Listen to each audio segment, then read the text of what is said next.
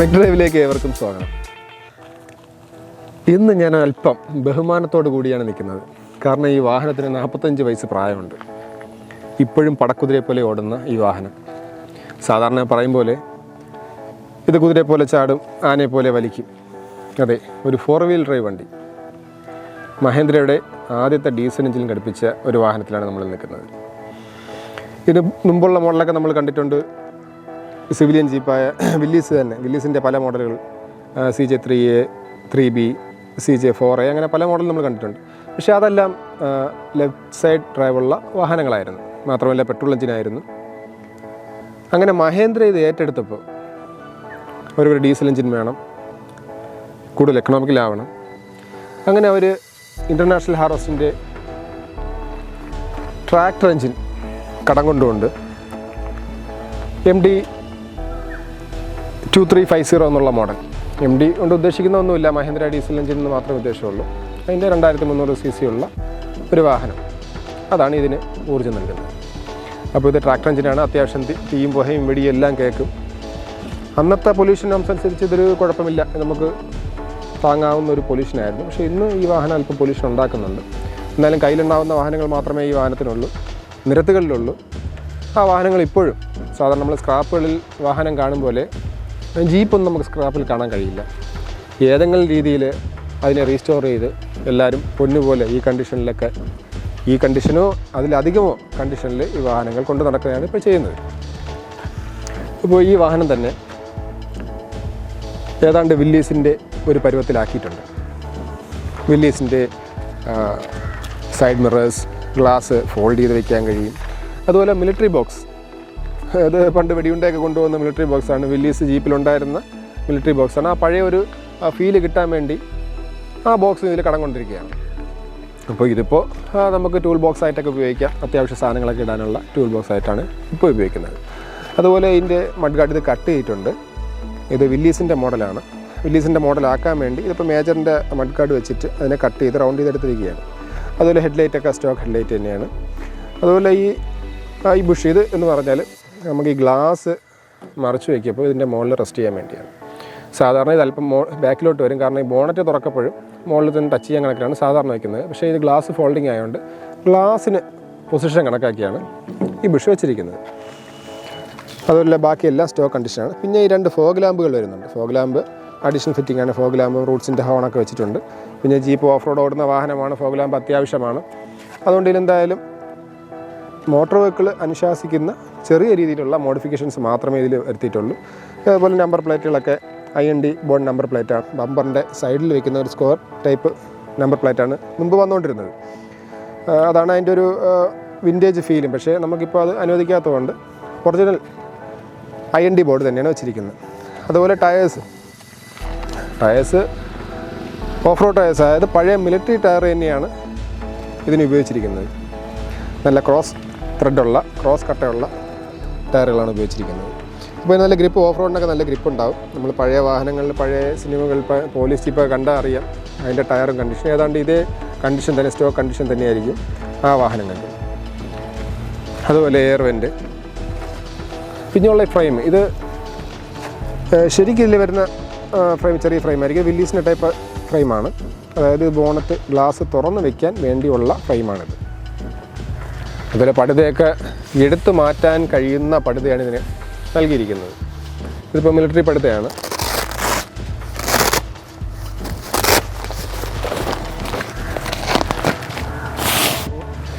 എത്തിട്ട് കഴിഞ്ഞാൽ നമുക്ക് ക്ലോസ് ടൈപ്പായിട്ട് ഈ വാഹനം കൊണ്ട് നടക്കാൻ കഴിയും. മഴയൊക്കെയുള്ള സാഹചര്യങ്ങളിൽ ഇത് ക്ലോസ് ചെയ്ത് ഓട്ടിക്കാൻ കഴിയും. ശരിക്കും ഇത് ക്ലോസ് ചെയ്ത് ഓട്ടിക്കാൻ വേണ്ടി ഇപ്പോൾ മോഡിഫൈ ചെയ്ത വാഹനമല്ല, ഇത് ഓപ്പൺ ടൈപ്പ് ബോഡിയായിട്ട് ഉണ്ടാക്കിയതാണ്. അപ്പോൾ ഇത് നമുക്ക് എടുത്തു മാറ്റാൻ കഴിയും.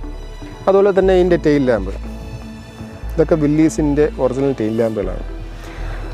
ഇതൊക്കെ റീസ്റ്റോർ ചെയ്യുന്നവർക്ക് ഇതറിയാം, ഇത് കിട്ടാനുള്ള പാടും ഇതിൻ്റെ അവൈലബിലിറ്റി. ഇതൊക്കെ പലയിടത്തും ഉണ്ടാക്കുന്നുണ്ട്, പഞ്ചാബിലും അങ്ങനെയുള്ള സ്ഥലങ്ങളിലൊക്കെ ഉണ്ടാക്കുന്നുണ്ട്. അവിടെ നിന്നൊക്കെ ഓർഡർ ചെയ്താണ് ഓരോരുത്തർ ഇതേപോലെ ലൈറ്റുകളും ഇതുപോലത്തെ സ്പെയർ പാർട്സും എത്തിക്കുന്നത്. അതോടൊപ്പം ഇതിൻ്റെ സ്പെയർ വീല് ബാക്കിൽ നൽകിയിട്ടില്ല, കാരണം അല്പം വ്യൂ കിട്ടാൻ വേണ്ടിയും സാധനങ്ങൾ കൊണ്ടുപോകാൻ ആൾക്കാരൊക്കെ കഴിച്ച് നിൽക്കാനൊക്കെ കണക്കിന് സ്പെയർ വീല് സ്റ്റെപ്പിനി ഇവിടെ നൽകിയിട്ടില്ല. അത് അകത്ത് തന്നെ സ്പെയർ ആയിട്ട് വെച്ചൊക്കെയാണ് ചെയ്യുന്നത്. നമുക്ക് ഓഫ് റോഡ് എന്തെങ്കിലും ആവശ്യങ്ങൾക്ക് ഉപയോഗിക്കാൻ വേണ്ടി ഓഫ് റോഡ് ആണല്ലോ, ഓഫ് റോഡ് പോകുന്ന സമയത്ത് എന്തായാലും നമുക്ക് സ്പെയർ വീലിൻ്റെ ആവശ്യം വരും. അപ്പോൾ അതുകൊണ്ട് ഇല്ലാതിരിക്കാൻ കഴിയില്ല. 1 or 2 സ്പെയർ വീലാണ് സാധാരണ ഓഫ് റോഡുകൾക്ക് ഉപയോഗിക്കുന്നത്. അത് ഇത് ഓഫ് റോഡ് പോകുന്ന സമയത്തും ഇത് അങ്ങനെ തന്നെയാണ്, ഒന്നിൽ കൂടുതൽ സ്പെയർ വീല് കൊണ്ടുപോകാറുണ്ട്. അതുപോലെ അകത്തെ സീറ്റ് എന്ന് പറയുന്നത് ഒരു ബെഞ്ച് ടൈപ്പ് സീറ്റാണ് ഇതിന് നൽകിയിരിക്കുന്നത്. അതായത് ചാര് നൽകിയിട്ടില്ല. കാരണം ഈ സീറ്റ് എടുത്തു മാറ്റാൻ കഴിയുന്ന രീതിയിൽ ക്യാമ്പൊക്കെ സെറ്റ് ചെയ്യാൻ കണക്കിന് ഉള്ള 2 ബെഞ്ച് സീറ്റാണ് ഇതിന് നൽകിയിരിക്കുന്നത്.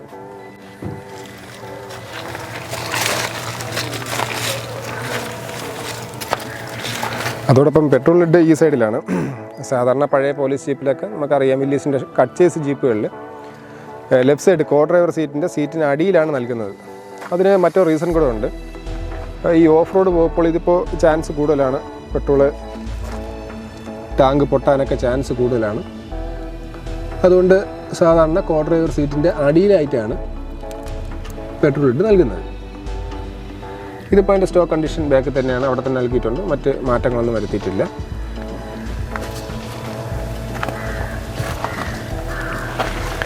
അതോടൊപ്പം ഇതിൻ്റെ സ്റ്റിയറിംഗ് വീലിൽ ചേഞ്ച് വരുത്തില്ല. ഇതിപ്പോൾ മേജറിൻ്റെ സ്റ്റിയറിംഗ് വീലാണ്. കാലാനുസൃതമായ മാറ്റങ്ങൾ ഇതിന് നൽകിയിട്ടുണ്ട്. ഇഗ്നിഷനൊക്കെ നടുക്കാണ് വന്നുകൊണ്ടിരുന്നത്. ഇതിപ്പോൾ മേജറിൻ്റെ ആയതുകൊണ്ടാണ് ഈ സൈഡിൽ വരുന്നത്.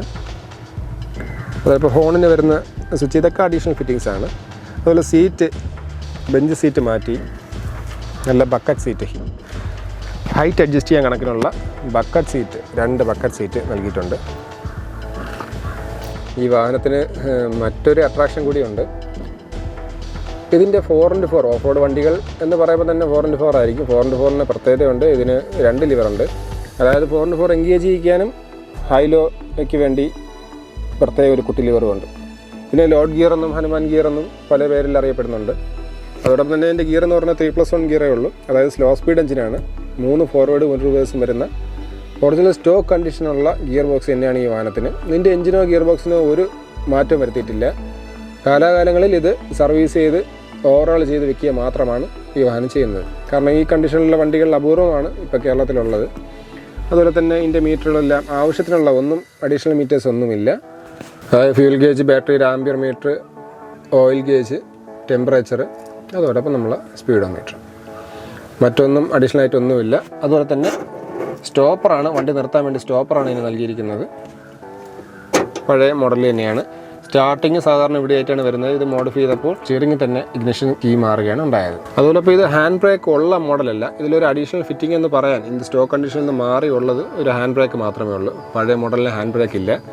പഴയ വാഹനങ്ങൾക്കൊന്നുമില്ല. 78 മോഡലായ 45 വർഷം മുമ്പ് ഈ സാധനങ്ങളൊന്നും ഇല്ല. നമുക്ക് കട്ടയോ എന്തെങ്കിലും അടയൊക്കെ വെച്ചാണ് ഈ വാഹനം ഉപയോഗിച്ചുകൊണ്ടിരുന്നത്. ഇതൊരു അഡീഷണൽ ഫിറ്റിംഗ് ആണ്. ഇത് മേജറിൻ്റെ ഹാൻഡ് ബ്രേക്കാണ്. നോർമൽ ക്ലിപ്പ് തന്നെയാണ്. അതിപ്പോൾ ഇറങ്ങുന്ന ജീപ്പിൻ്റെ റാംഗ്ലറിന് പോലും ഇത് തന്നെയാണ് നൽകിയിരിക്കുന്നത്. ആ ഒരു വിൻറ്റേജ് ഫീൽ കിട്ടാൻ വേണ്ടി ഇപ്പോഴും അത് ഫോളോ ചെയ്യുന്നുണ്ട്.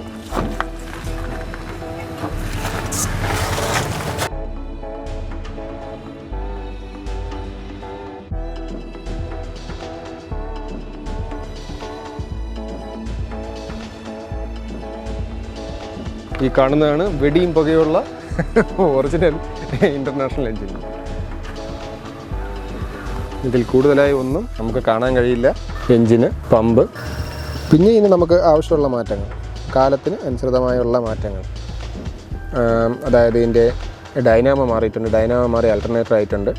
കാരണം ഡൈനാമോ അറിയാമല്ലോ, ഡൈനാമോ കറങ്ങുന്നതനുസരിച്ച് നമ്മൾ പ്രകാശം കൂടും, ഹോണിൻ്റെ സൗണ്ടൊക്കെ അഡ്ജസ്റ്റ് ആവുന്ന ഒരു ടൈപ്പായിരുന്നു. അതൊക്കെ മാറ്റി അൾട്ടർനേറ്റർ ആക്കിയിട്ടുണ്ട്. ആക്സിലേറ്റർ കേബിൾ ടൈപ്പ് ആക്കിയിട്ടുണ്ട്. മുമ്പ് ലിങ്ക് റോഡ് മെക്കാനിസം ആയിരുന്നു. ഇപ്പോൾ ഇത് കേബിൾ വഴി പിന്നീട് കേബിളാക്കിയിട്ടുണ്ട്. കേബിളാക്കിയാലും കഥയൊക്കെ ഒന്ന് തന്നെ ടൈറ്റ് തന്നെയാണ്. എന്നാലും ആ ലിങ്ക് റോഡ് ഇടയ്ക്ക് സ്റ്റക്ക് ആവാറുണ്ട്. അത് ഇതുവഴി ലിങ്ക് ഇട്ട് അപ്പുറത്ത് എഞ്ചിൻ്റെ അവിടെ കൊണ്ടുപോയായിരുന്നു അതിൻ്റെ ഒറിജിനൽ. ഇത് ആ ഒരു മാറ്റം വരത്തില്ല, ചെറിയൊരു കേബിൾ ടൈപ്പ് ആക്കിയിട്ടുണ്ട്. അതുപോലെ ക്ലച്ചും ബ്രേക്കും എല്ലാം സാധാ നോർമൽ ടൈപ്പ് തന്നെയാണ്. അതും ലിങ്ക് റോഡ് മെക്കാനിസം തന്നെയാണ്. വേറെ പവർ സ്റ്റിയറിംഗ് ഒന്നുമില്ല അതിന്. ആ കാണുന്നത് ഗിയർ ബോക്സ്. നമുക്ക് ഇതിൻ്റെ ഇടയിൽ കൂടെ ഗിയർ ബോക്സിൻ്റെ ഒരു ഭാഗം കാണാൻ കഴിയും. ഇത് താഴെ നിങ്ങൾ കാണുന്നതാണ്. എത്രത്തോളം കാണാൻ കഴിയുമെന്ന് എനിക്കറിയില്ല. ബ്രേക്കിൻ്റെ മെക്കാനിസമാണ്. ക്ലച്ച് സാധാ ടൈപ്പ് തന്നെയാണ്. ക്ലച്ച് ചവിട്ടപ്പോൾ നിങ്ങൾക്കറിയാം നേരിട്ട് ഗിയർ ബോക്സിലോട്ട് തന്നെയാണ് എൻ്റെ ക്ലച്ച് മെക്കാനിസം പോയിരിക്കുന്നത്. സാധാരണ എഞ്ചിൻ തുറന്ന് വയ്ക്കുമ്പോൾ തുറന്ന് വെച്ചിട്ട് ഇതിൻ്റെ അത് കൈയിട്ടൊന്നും കാണിക്കാനില്ല. അത്ര ചൂടാണ്, അത്ര ഹീറ്റാണ് ഈ വാഹനം പ്രൊഡ്യൂസ് ചെയ്യുന്നത്. ഇന്ത്യക്കാർ ഏറ്റവും കൂടുതൽ ഉപയോഗിക്കുന്ന മാരുതി ഇറങ്ങുന്നതിന് മുമ്പുള്ള വാഹനമാണിത്. അപ്പോൾ മാരുതിയിൽ തന്നെ ജിപ്സിയൊക്കെ ഇറങ്ങുന്നതിന് മുമ്പ് എത്രയോ മുമ്പ് ഇറങ്ങിയ വാഹനമാണിത്. ഏതാണ്ട് 75 തൊട്ട് 89 വരെ ഇതേ മോഡൽ തന്നെ CJ500. പിന്നീടാണ് ഈ മേജർ ടൈപ്പ് വാഹനങ്ങളൊക്കെ ഇറങ്ങിയത്. ഇപ്പോൾ മേജറും ഇല്ല. ഇപ്പം മഹീന്ദ്രയുടെ ടാർ മുതലുള്ള വാഹനങ്ങൾ മാത്രമേ ഇപ്പോൾ നൽകുന്നത്. ടാറിൻ്റെ DAയും CRD എല്ലാം നൽകുന്നുണ്ട്. ഈ ടൈപ്പ് വാഹനങ്ങളില്ല. മേജർ ഉൾപ്പെടെയുള്ള വാഹനങ്ങൾ ഇപ്പോൾ നിരത്തിൽ നിന്ന് പിൻവാങ്ങിയിട്ടുണ്ട്. അപ്പോൾ എല്ലാ വാഹനങ്ങളും ക്രമേണ വിൻറ്റേജിലോട്ട് മാറുന്ന ഒരവസ്ഥയാണ് മഹീന്ദ്രയുടെ ഒരുപ്പെട്ട വാഹനങ്ങളെല്ലാം. പക്ഷെ നമുക്ക് ഈ വാഹനങ്ങളൊന്നും സ്ക്രാപ്പിൽ വാങ്ങാൻ ലഭ്യമല്ല. സാധാരണ വാഹനങ്ങൾ നമ്മളെ പ്രീമിയർ പത്മിനിയോ അല്ലെങ്കിൽ മാരുതിയിലെ മറ്റേത് വാഹനങ്ങളും ആയിക്കോട്ടെ നമുക്ക് സ്ക്രാപ്പിൽ ഈ വാഹനങ്ങൾ കിട്ടാറുണ്ട്. പക്ഷേ മഹീന്ദ്രയുടെ CJ500 പോലുള്ള വാഹനങ്ങൾ വില്ലീസ് ഒന്നും നമുക്ക് ഒരിടത്തും സ്ക്രാപ്പിൽ കിട്ടത്തില്ല. ആരും സ്ക്രാപ്പ് ആക്കാറില്ല. ഏതെങ്കിലും രീതിയിൽ ഇതിനെ റീസ്റ്റോർ ചെയ്ത്, പിന്നെ മഹീന്ദ്ര ആയതുകൊണ്ട് തന്നെ ഇതിൻ്റെ എല്ലാ പാർട്സും ഇപ്പോഴും അവൈലബിളാണ്. എന്ത് പാർട്സും നമുക്ക് കമ്പനി ഓർഡർ ചെയ്ത് വാങ്ങിക്കാം. ഇല്ലെങ്കിൽ തന്നെ മറ്റേതെങ്കിലും ഇത് ഉണ്ടാക്കി നൽകുന്ന പ്രൈവറ്റ് പാർട്ടീസ് ഉണ്ട്. ഇപ്പോൾ പഞ്ചാബ് പോലുള്ള നമ്മുടെ നോർത്തേൺ സ്റ്റേറ്റ്സിൽ ജീപ്പ് വളരെ നന്നായിട്ട് മോഡിഫൈ ചെയ്ത് ഉപയോഗിക്കുന്ന ആൾക്കാരാണ്. അവിടെ എല്ലാ പാർട്സും, ഇപ്പോൾ വില്ലീസിൻ്റെ പാർട്സ് തന്നെ നമ്മൾ ഓർഡർ ചെയ്ത് അവിടെ നിന്നാണ് പഞ്ചാബ് പോലുള്ള സ്ഥലങ്ങളിൽ നിന്നാണ് വാങ്ങിക്കുന്നത്. കേരളത്തിൽ തന്നെ ഒരുപാട് പാർട്സൊക്കെ നമുക്ക് ലഭ്യമാണ്. എല്ലാ ആൾട്രേഷന് വേണ്ടിയുള്ള എല്ലാ സാധനങ്ങളും ലഭ്യമാണ്. ഇപ്പോൾ ആൾട്രേഷൻ നിയമാനുസൃതമല്ല, ആൾട്രേഷൻ അനുവദിക്കുന്നില്ല. എന്നാലും വാഹനപ്രേമികൾ അതൊന്നും നോക്കാറില്ല. കിട്ടുന്നതൊക്കെ വാങ്ങിച്ചു വയ്ക്കും. പക്ഷേ ഇതിപ്പോൾ ഒരു സ്റ്റോക്ക് കണ്ടീഷൻ ആയതുകൊണ്ട് നമുക്ക് നിരത്തിൽ സുഖമായി ഈ വാഹനം ഇറക്കി ഓട്ടിക്കാൻ കഴിയും. ഇപ്പോൾ ഇത് നിരത്തിൽ ഇറക്കാൻ വേണ്ടി ഡിസൈൻ ചെയ്ത വണ്ടിയല്ല. ഇപ്പോൾ ഇത് നിരത്തിലല്ല കൂടുതൽ ഉപയോഗിക്കുന്നത്. ഇത് ഓഫ് റോഡ് വീഡിയോയ്ക്കാണ് കൂടുതൽ ഉപയോഗിക്കുന്നത്. ഓഫ് റോഡ് പർപ്പസിന് വേണ്ടിയാണ് ഇത് ഉപയോഗിക്കുന്നത്. ഇനിയുള്ള വീഡിയോകളിൽ ഒരു പക്ഷേ നമുക്ക് ഈ വാഹനം ഓഫ് റോഡ് വീഡിയോ കാണിക്കാൻ ശ്രമിക്കുന്നതാണ്.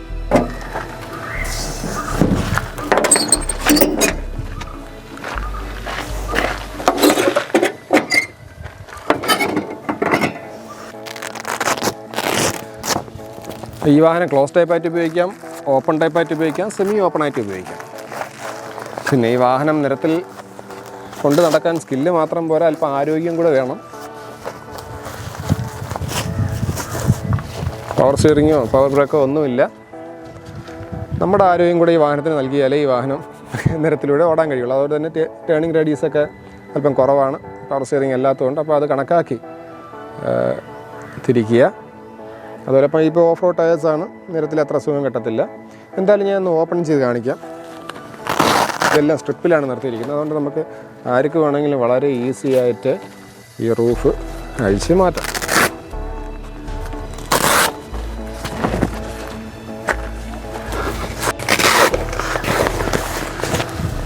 വാവ്, നിസ്സാരം.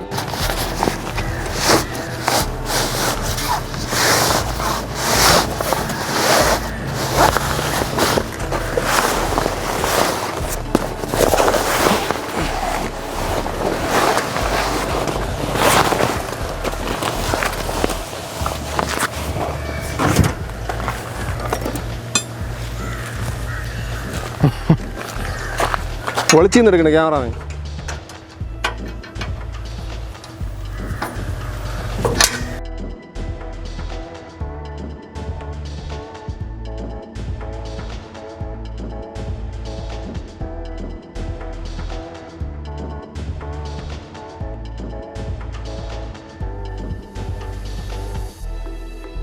ഇത് റണ്ണിങ്ങിൽ കിടന്നടിക്കാതിരിക്കാൻ വേണ്ടിയാണ് ഈ സ്ട്രിപ്പ് വെച്ച് ഹോൾഡ് ചെയ്യുന്നത്.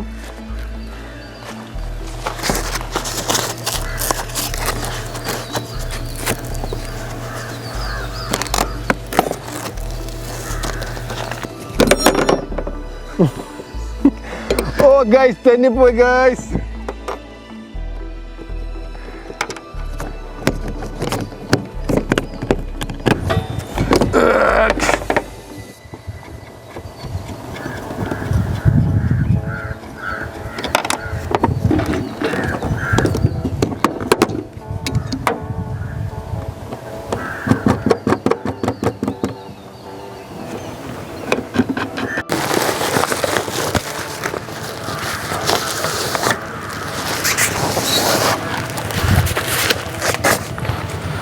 ഇതെല്ലാം ഊരുക.